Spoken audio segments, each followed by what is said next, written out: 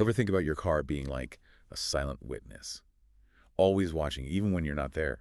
Well, that's kind of what happened in Texarkana, Texas, on Tuesday, March 25th this year. Oh, yeah, I heard about this. What was it? Some Tesla vandalism? Vandalism's putting it mildly. So these Tesla incidents suddenly became like national news, yeah. Yeah, I saw it was more than just someone keying a car or something. Right, we're not talking about a few scratches here.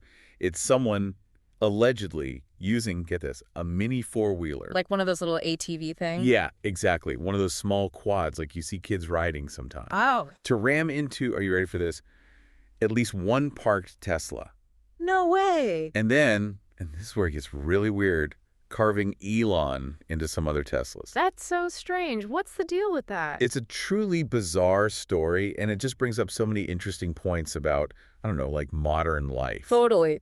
Which is why we're going to do a deep dive on it today. So, All right, let's get into it. you sent over a bunch of news reports, and we're going to unpack this whole Texarkana Tesla situation. Sounds good. We'll go over, like, the sequence of events, the role technology played, the legal stuff that's happening now, and maybe even touch on, I don't know, some of the bigger picture societal things going on. Oh, without getting lost in, like, the constant news cycle. Exactly.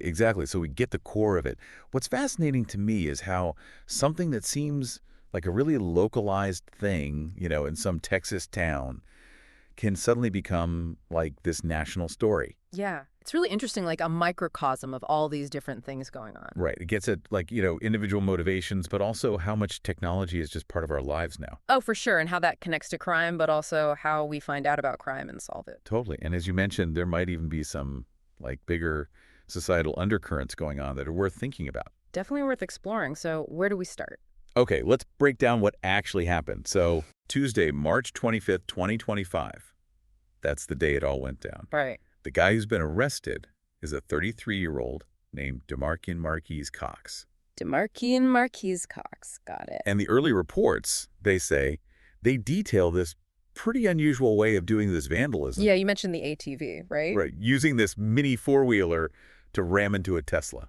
I mean, that's not just, like, keying a car. That's something else. No, not at all. And then the Elon carved into other cars, Yeah. It makes you think there's something more specific going on. Oh, yeah. It feels targeted, for sure. It's not random. Right. It's beyond random property damage, for sure. And you said it wasn't just one spot. This happened in a couple places. Yeah, they're saying it happened in the parking lots of a Golden Palace Chinese buffet and a Lowe's. A buffet and a hardware store. That's kind of a weird combination. It's a pretty surreal picture, right? Yeah. Almost comical in a way. It is. It's like, what?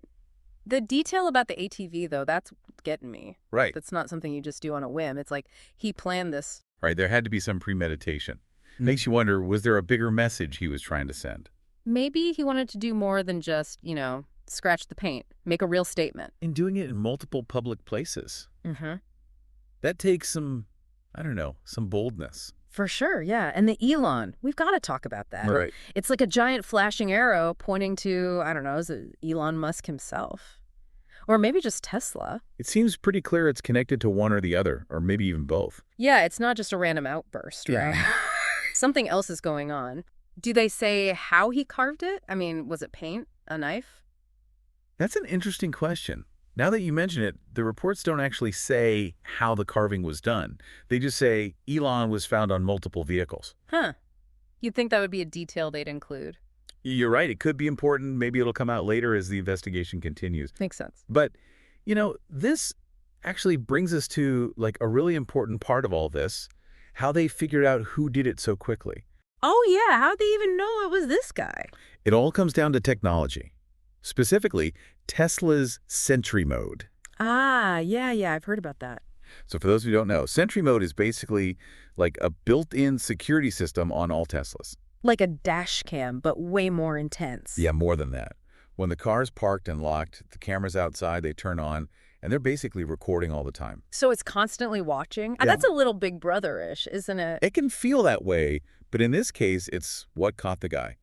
If those cameras see any movement, anything that could be a threat, they start recording right away. So in this case, they caught him red-handed, basically. Pretty much, yeah. The system recorded him, allegedly, using the ATV to hit one of the Teslas. Talk about bad timing. Well, bad timing for him, good timing for catching him, I guess. Right. And this footage, it was crucial for the Texarkana police to even know who they were looking for. It's amazing how much technology is just built into our stuff now, isn't it? It really is, and how much of a role it plays in stopping crime or Yeah. solving it. It's like those doorbell cameras everyone has now, constantly recording everything. Right, and it raises a lot of questions about privacy, like where's the line? Exactly. And what's interesting here is the quality of the footage these systems get. It's not some grainy, blurry mess. It's often high definition. You can see everything. You're right, it's not like old civility cameras. So essentially, these cars become like these constantly vigilant witnesses. It's a bit wild to think about all this data being collected all the time. Right, and by private cars, Mm-hmm. not even like official surveillance systems. Makes you wonder how much footage is out there that we don't even know about. Exactly. It's a whole other conversation about privacy and what's acceptable. Kind of reminds me of the whole debate about those doorbell cameras. Totally. It's like they're for security, but they also end up capturing so much random stuff. Yeah, it's a tricky balance, and we're still figuring it out as a society, you know. Yeah.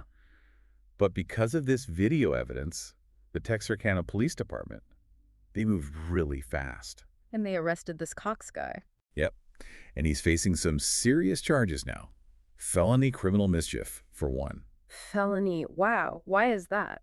Because the damage to at least one Tesla is estimated to be between $2,500 and $30,000. Mm-hmm. Once you hit that amount, it crosses into felony territory. So it's based on how much money it costs to fix it. Right. And he's also facing a charge for not giving his ID to the police. Didn't cooperate, huh?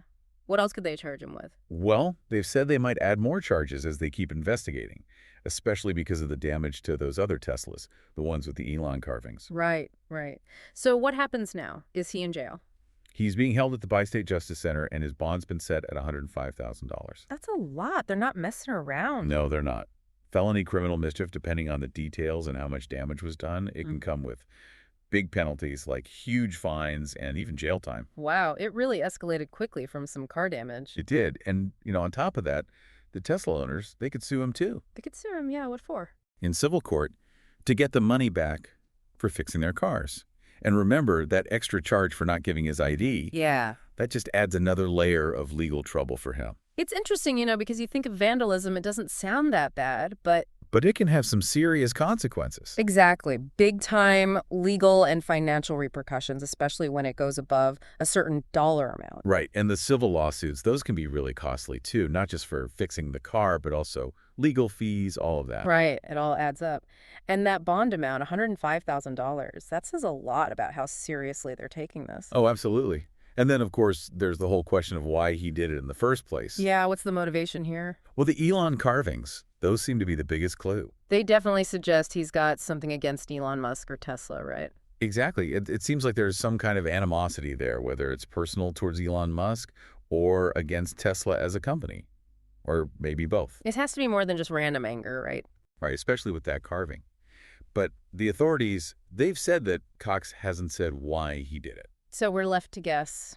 Pretty much, yeah. Yeah. We've got to look at the clues we have and see what makes sense. We've definitely seen more and more of this stuff online, Like what? People targeting brands, public figures, all sorts of stuff. Yeah, I've seen that. It can get pretty intense online. It can.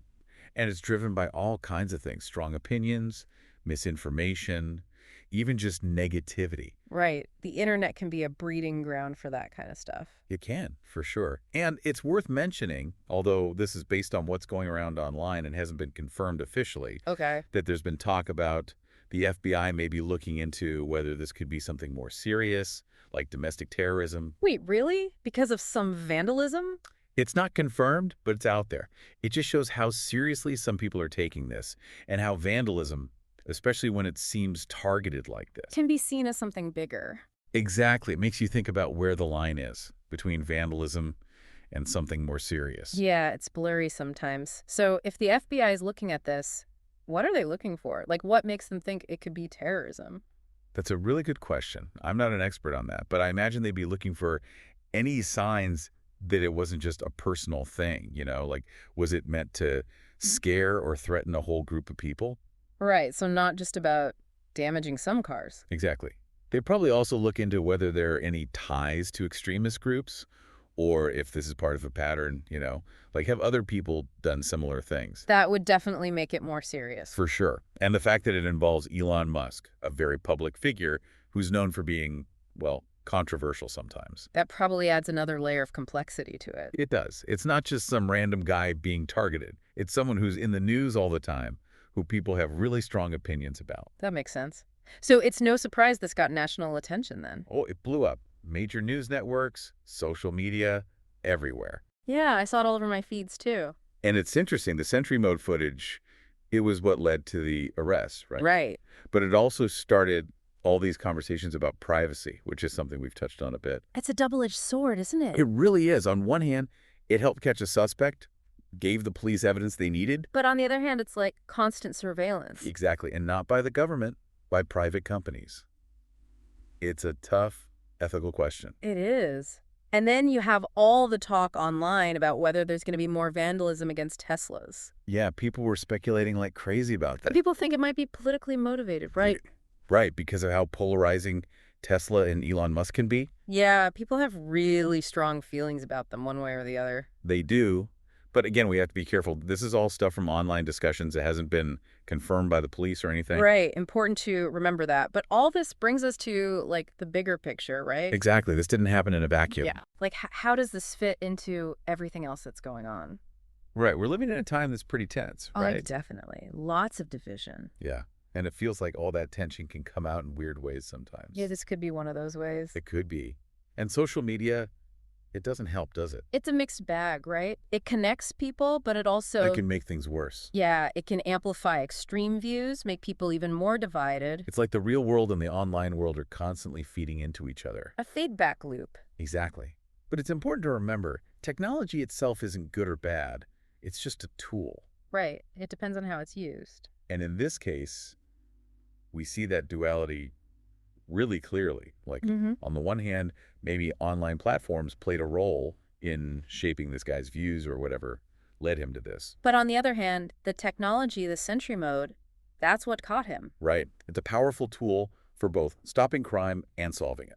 It's wild. It really shows the complicated relationship we have with technology. It can be a problem and a solution at the same time. It really can. What about the police in all this? They seem to have handled it pretty well. Yeah, the Texarkana Police Department, they were quick, efficient. Got to give them credit for that. They did a good job. It shows how important it is to have thorough investigations to really follow through on these kinds of things. And their collaboration with technology, using that Sentry Mode footage, that was key. Oh, totally. That's what made the difference. It makes you wonder, what's next? What are the implications of all this? Good question. Will we see more people, like, getting extra security on their EVs? Maybe, yeah. Or maybe even more advanced versions of these surveillance systems on all kinds of cars, not just Teslas. It's not hard to imagine that happening. Not at all. And legally, what happens in this case with the Sentry Mode footage and how it's used as evidence, that could set some precedents for other cases in the future. Yeah, that'll be interesting to see how it plays out, if it changes how these things are handled legally. For sure. And the big takeaway for me is that we really need to be talking more about how technology is changing the way we think about crime, Oh, absolutely. This case just highlights how much it's already changed things. Right. And it's only going to get more complex. Right. So let's wrap this up, bring it all together. What did we learn from this bizarre story in Texarkana? Lay it on me. It's more than just some crazy vandalism with an ATV and some weird carvings. It's this whole mix of things. It's like a perfect storm of different factors. Exactly. You have the incident itself, the role technology played in catching the suspect, the legal stuff that's happening now, which could be pretty serious. And the likely motivations, which seem to be tied to Elon Musk or Tesla. Right. And then how this whole thing blew up nationally, got everyone talking about privacy, about technology, about the tensions in our society.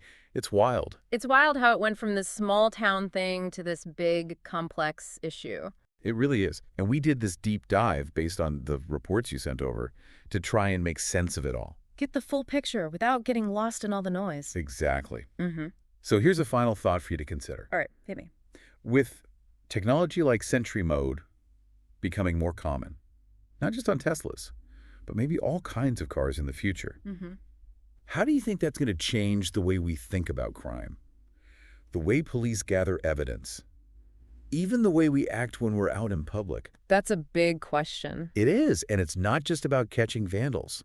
It's about how this kind of constant recording, this passive surveillance, might change our whole society, the way we think about privacy, the way we behave. It's like, are we all going to be on camera all the time? It's possible, and it's not necessarily a bad thing, but it's something we need to think about Yeah. because it goes way beyond just this one case in Texarkana. Food for thought. Exactly.